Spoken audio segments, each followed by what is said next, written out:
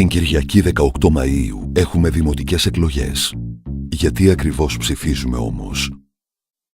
Η Πάτρα λοιπόν. 334 τετραγωνικά χιλιόμετρα από Ψαθόπυργο μέχρι Καμίνια.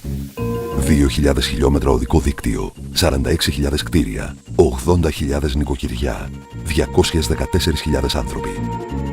Αν ήταν πολυκατοικία, ο Δήμος θα ήταν διαχειριστής. Μαζεύει κοινόχρηστα, μαζεύει τα σκουπίδια, καθαρίζει, αλλάζει τις λάμπες, κάνει τα υδραυλικά, το πάρκινγκ, το κήπο, το πάρτι. Αν ο Δήμος ήταν επιχείρηση, θα ήταν η μεγαλύτερη στη Δυτική Ελλάδα. 1.638 εργαζόμενοι. Προϋπολογισμός 195 εκατομμύρια. Πόσο ικανοποιημένοι είμαστε από την απόδοσή του? Το 86% από λίγο έως καθόλου. Ο πρώτος λόγος λοιπόν για τον οποίο ψηφίζουμε στις 18 Μαΐου είναι γιατί θέλουμε αποτελεσματικότερη δημοτική μηχανή. Ένα διαφορετικό μοντέλο διοίκησης. Αυτό είναι το εύκολο μέρος.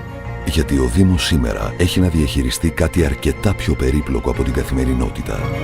Το συλλογικό μας όραμα. Σήμερα το δυναμικότερο κομμάτι του ενεργού πληθυσμού είναι άνεργο. Η Πάτρα χρειάζεται επεγνωσμένα νέα επιχειρηματικότητα. Σε αυτή τη συγκυρία κρίνονται ή σχεδιάζονται οι βάσεις της επόμενης 25 ετίας. Ο αναπτυξιακός μας προσανατολισμός. Η Πάτρα έχει δικά της θέματα απέναντι στα κόμματα και τις κυβερνήσεις. Για τη σημερινή γενιά, αυτή είναι η τελευταία ευκαιρία να γίνει μια σύγχρονη ευρωπαϊκή μητρόπολη, να δημιουργήσει ανάπτυξη. Η ουσία των δημοτικών εκλογών του 2014 λοιπόν δεν είναι πως θα βγάλουμε γλώσσα στην Τρόικα και τους πολιτικούς. Δεν είναι το αυτονόητο έργο του Δήμου. Ούτε καν αν θα βρούμε τον πιο συμπαθή για διαχειριστή της πολυκατοικίας. Είναι να αποφασίσουμε ποια Πάτρα θέλουμε και να τη δημιουργήσουμε. Σήμερα.